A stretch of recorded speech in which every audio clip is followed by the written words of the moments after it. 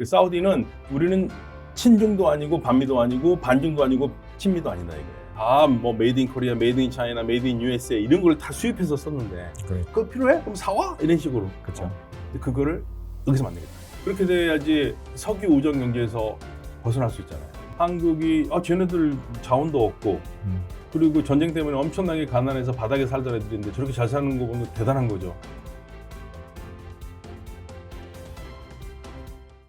여러분 반갑습니다. 오늘은 서강대학교 유로메나 연구소의 박현도 교수님 모셨습니다. 교수님 반갑습니다. 네, 안녕하십니까. 네, 저희 채널 시청자분들께 간단한 자기소개 네, 부탁드리겠습니다. 서강대 유로메나 연구소의 박현도입니다. 유로메나 하면 궁금해 하시는 분들이 많아서요. 그러니까 유럽의 유로와 메나는 미들 이스트 앤 노스 아프리카의 MENA를 그냥 우리말로 붙여서 읽고 있습니다. 서양 세계에서도 미나 또는 메나라고 그러거든요. 유럽과 지중해 사이에 두고 유럽 그리스찬 문명과 중동 이슬람 문명의 접합점을 연구를 하고 있기 때문에 유로메나 연구소라고 이름을 붙였습니다. 우크라이나 러시아 전쟁 이후로 워낙 세계가 미국과 중국을 중심으로 쪼개지고 있지 않습니까? 네. 그런 현상에서 현재 중동은 어떤 입장을 좀 보여주고 있는지 좀 궁금하거든요. 중동은 사실 1945년 이래로 그 미국이 강력한 힘을 발휘했던 곳인데요. 이 미국의 유니폴라라고 그러죠. 단일 체제가 끝나가는 시대가 들어왔습니다. 그래서 미국이 뭐 자발적으로 빠지는 부분도 있지만 시대 상황 때문에 빠지는 부분도 있고, 그래서 그 전까지 바라보았던 미국이 일방적으로 주도하고 움직였던 중동은 이제는 끝났습니다. 그러면 이제 플레이어들이 많이 생긴다는 얘기고요. 이를 두고 중동 국가, 특히 사우디아라비아나 아랍에미레이트 이렇게 굉장히 이 강한 국가들에서는 어떤 생각을 하냐면 어떠한 폴을 중심으로 해서 나라가 뭉치는 게 아니라, 그러니까 그전에 미국이라는 폴대가 딱 막대가 꽂혀 있었으면 그 중심으로 뭉쳤는데 이제는 그 폴대 말고도 여러 폴대가 생겼잖아요. 그래서 그 폴대에 붙어서 그러한 체제로 가는 게 아니라 아예 폴대가 없이 각 나라들이 서로 필요할 때마다 서로 손을 잡는 상호 연결 시대라고 얘기를 해요. 인터커넥티드 월드라고 그러거든요. 그게 중동의 큰 변화입니다. 그러면 중동의 그 딱 중심축의 역할을 하던 게 사라지고 네. 이제는 보다 자유로운 무역 협정을 맺기 위한 좀 준비가 되어 있는 상황인 거네요. 네, 그렇죠. 그러니까 미국을 따라갔다 보면 미국이 싫어하는 나라와 손을 안 잡는 게 보통들이 일이잖아요. 우리나라가 대표적인 케이스지 않습니까? 미국이 싫어하는 나라 우리는 별로 안 하려고 하고 그런 거 있지 않습니까? 근데 중동이 과연 그랬었다면 이제는 중동에서는 그러한 적이 없다는 거죠. 미국이 싫어하는 중국도 중동에서는 필요하면 중국하고 손을 잡고 미국이 싫어하는 러시아도 필요하면 손을 잡고, 그래서 이 파차름이 나오기 시작한 거예요. 중동 입장에서는 오히려 좀 대대적인 기회를 잡지 않았나라는 생각도 들거든요. 그러니까 새로운 영역이죠. 그전에는 눈치를 보면서 특별히 미국과의 관계를 고려해서 일을 했다면 이제는 그러지 않는다는 얘기입니다. 그거는 무슨 말이냐면 미국의 힘이 빠진 것도 있지만 미국이 그만큼 중동에 신경을 덜 쓴 부분도 있죠. 미국의 가장 큰 지금 문제는 중국이잖아요. 중국에 전념을 해야 되니까 그동안에 중동에서 운영해왔던 그러한 노력이나 이런 걸 좀 더 빼서 중국을 포위하는 데 쓰다 보니까 그러다 보니까 중동에 공백이 생기는 거죠. 상대적으로 미국이 신경을 좀 덜 쓰고 있는 건데, 네. 근데 그럼에도 불구하고 이란 쪽은 계속 신경을 쓰는 듯한 모습을 보여주고 이란은 있거든요. 신경을 안 쓸 수가 없어요. 그러니까 미국의 가장 중동의 큰 딜레마는 이란입니다. 그래서 2015년에 오바마 전 미국 대통령이 이란 문제를 해결하기 위해서 핵협상을 한 거고요. 그러니까 미국이 빠지더라도 문제가 없으면 되는데 미국이 빠질 때 가장 큰 문제는 이란을 어떻게 제어할 길이 없거든요. 그래서 이란을 손을 묶어놓기 위해서 핵협정을 한 거예요. 그러니까 이란이 예뻐서 한 게 아니라 이란을 움직이지 못하게 막으려고 그래서 한 건데 그 큰 흐름을 트럼프 대통령이 들어와서 깨버렸죠. 그래서 지금 미국이 고생하고 있는 게 트럼프 대통령이 들어와서 이스라엘에 재촉을 해서 결국에는 이란과 핵협정을 깨버렸는데요. 깰 수는 있겠죠. 그렇지만 그 대안이 뭐냐 이거죠. 대안 없이 깨버린 거예요. 그렇기 때문에 지금 상황은 미국이 이란과 더 어려운 상황에 있습니다. 정확하게 2015년에는 미국이 상대적 우위에서 이란에게 자기의 요구사항을 얘기할 수 있었다면 지금은 아니에요. 지금은 이란이 상당히 유리한 고지에 올라 있는 거죠. 그러니까 미국으로서 머리 아프죠. 사실은 이란도 러시아가 그렇게 좋아하지는 않아요. 그런데 미국보다는 훨씬 나은 거죠. 그렇죠. 그렇다고 해서 이란이 러시아 편을 완벽하게 들으냐 또 그럴 수가 없어요. 왜냐면 러시아가 최근에 무슨 말을 했냐면 이란과 UAE 간에 섬을 두고 분쟁을 벌이고 있는데 그 부분에서 이란 편을 안 들었어요. 그러니까 이란이 지금 굉장히 화가 나고 있는 상태입니다. 그래서 사실은 미국이 그동안 안 했던 말 중에 하나가 중동을 떠난다라는 말을 안 했어요. 중동을 떠난다는 말 안 했는데 친미 중동 국가들은 미국이 하는 거를 보니까 말은 떠난다고 안 하지만 떠나는 거와 마찬가지다 해서 준비를 하고 있었던 거거든요. 그런데 작년에 그 바이든 대통령이 그런 말을 했지 않습니까? 아니, 쉽게 말하면, 아니, 우리가 떠나면 누구 좋으라고 러시아하고 중국 좋아하는 꼴은 못 보겠다. 그렇기 그쵸. 때문에 떠나지 않는다. 그런 말을 했어요. 러시아, 중국을 본격적으로 얘기를 했습니다. 그래서 지금 중동에서는 쉽게 말하면 러시아, 중국, 미국의 경쟁이 벌어지고 있는 거죠. 그러면 이제 이란 제외한 기타 중동 국가들이 지금 현재로서는 미국과 뭐 척을 지고 있는 건 아니고, 척을 지고 있는 건 아니죠. 네. 그러니까 상대적으로 중국과 러시아와 관계가 기존에는 좀 단절되어 있었다면은 이제는 그 관계가 조금 풀어지고 있는 단계다라고 볼 수가 있는 그러니까 거네요. 이렇게 보시면 될 것 같아요. 지금 모하메드 빈 살만이 미국에 대해서 얘기하는 거 보면은 굉장히 할 말 다 하잖아요. 그렇죠. 사람들이 보면 와 이제 미국과 사우디아라비아가 이제 절연을 하는구나. 역시 사우디아라비아는 중국 편으로 가는구나. 그래서 친중 반미가 되는구나. 이런 얘기를 많이 하는데 그렇죠. 아닙니다. 그게 아니에요. 예.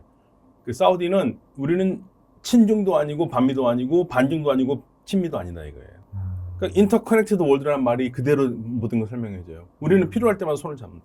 그러니까 필요하니까 손을 잡는 거고 그러한 것을 지렛대로 이용해서 미국이 사실은 지금은 사우디한테 약간 끌려가는 모습이죠. 네, 그러니까 미국도 옛날에 사우디를 대했던 태도와는 좀 새로운 방법을 찾아야 하니까 미국도 머리가 아파요. 네, 그전에는 얘기를 하면 다 들어줬던 나라들인데 사우디가 우리가 70년, 80년 동안 너희들 말 잘 들어주지 않았느냐. 그러니까 이제는 좀 우리 말 좀 들어라. 사실 할 수 있는 말이거든요. 미국은 생전 그런 거를 못했다가 지금 당하고 있으니까 지금 머리가 아픈 겁니다. 그러니까 이제는 어느 정도 중립지역이라고 봐야 되네요. 중동 국가들을. 네, 중동 국가들은 기본적으로 서구하고 멀어지지는 않을 거예요. 네, 그렇지만 지금 서구하고 가깝게 한다고 해서 경제 발전이 되는 건 아니거든요.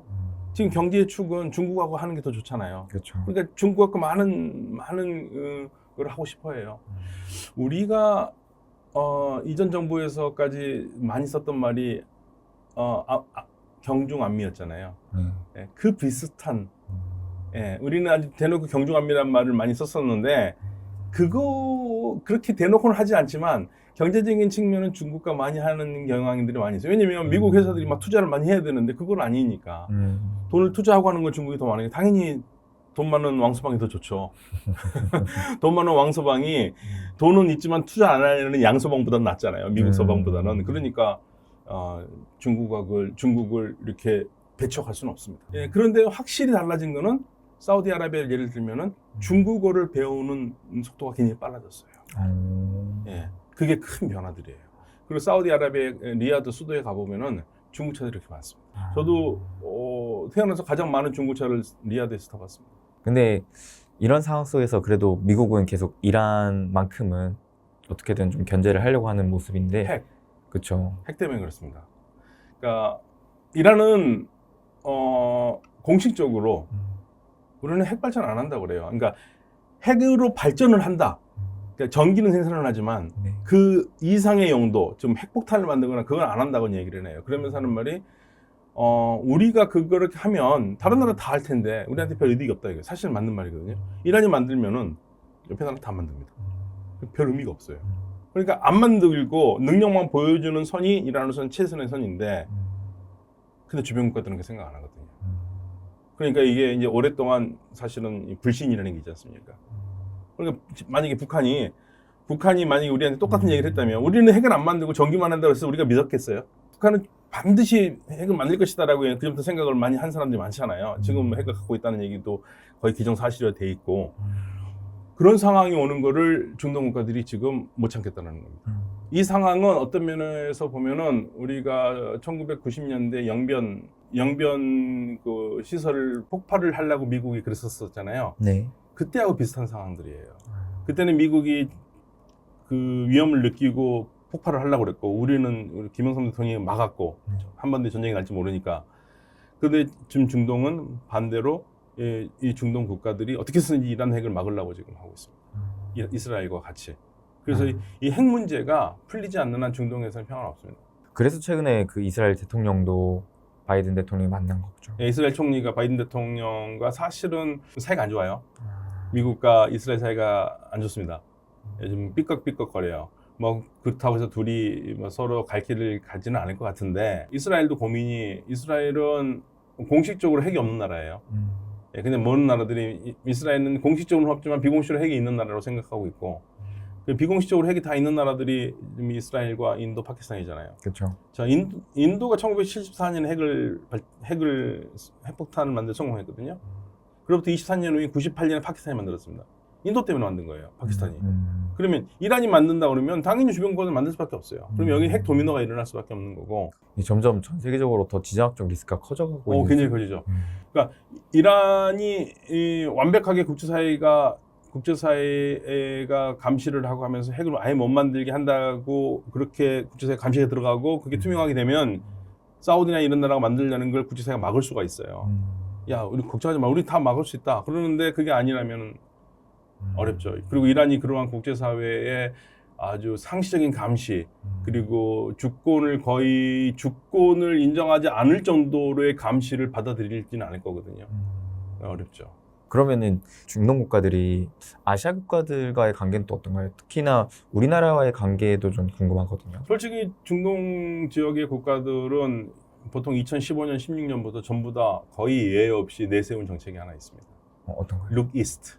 Look East. 동방 정책. 그 동방이 어디겠습니까? 한국은 아니겠죠. 그렇죠. 사실은 중국이에요. 근데 중국인데 중국에 가다 보니 한국도 보이니까 한국도 포함한다 얘기는 하고 있죠. 이들이 가장 좋은 경제 파트너 보는 건 중국이에요. 중국에서 많은 것을 갖고 올 수 있고 중국을 이용해서 자기네들도 뭔가 할 수 있다고 생각을 하기 때문에. 근데 이제 우리가 중국보다 기술이 좋은 부분들이 있죠. 이제 그런 것들은 한국한테 기술 이전을 받고 싶어 하는 거고. 그래서 기본적으로 동방으로 간다고 그랬었을 때는 중국을 보는데 우리가 그 약간의 그 수혜를 보고 있는 건 있죠. 근데 이제 그걸 떠나서라도 한국을 좋아하는 부분들이 있어요. 일단 한국이 야심이 없는 나라잖아요, 우리가. 그러니까 야심이 없다는 게 우리가 잘 살겠다는 야심은 있지만 내가 네 나라를 먹으면서까지 잘 살겠다 그런 생각은 없잖아요. 그렇죠.